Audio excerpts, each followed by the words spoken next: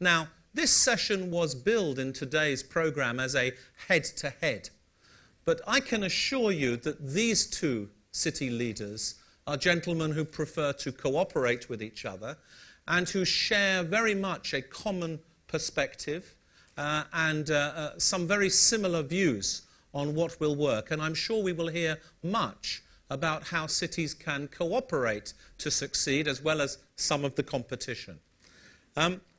I would like to begin by asking Mr. Delannoy and Mr. Livingston simply to reflect on this first observation.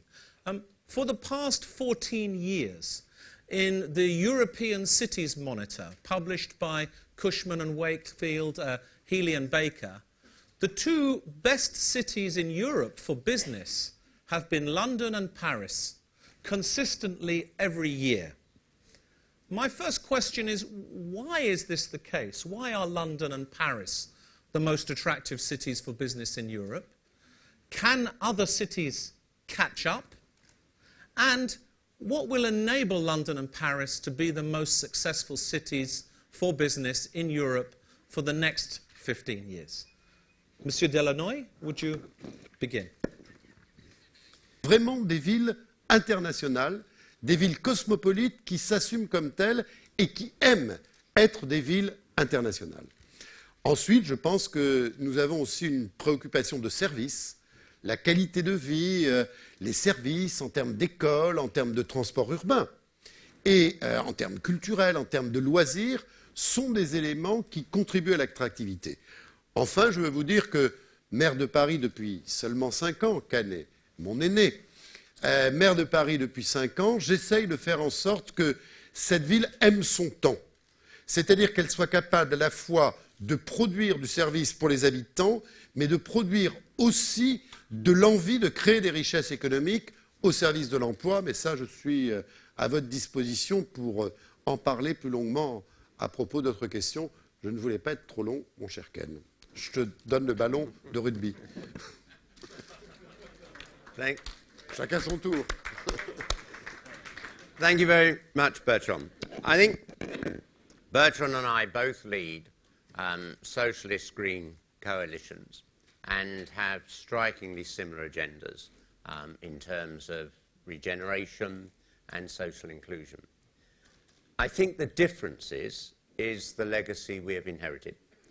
Bertrand has inherited a wonderful legacy of high investment by consecutive French governments in infrastructure, and it shows most dramatically in transport and so on.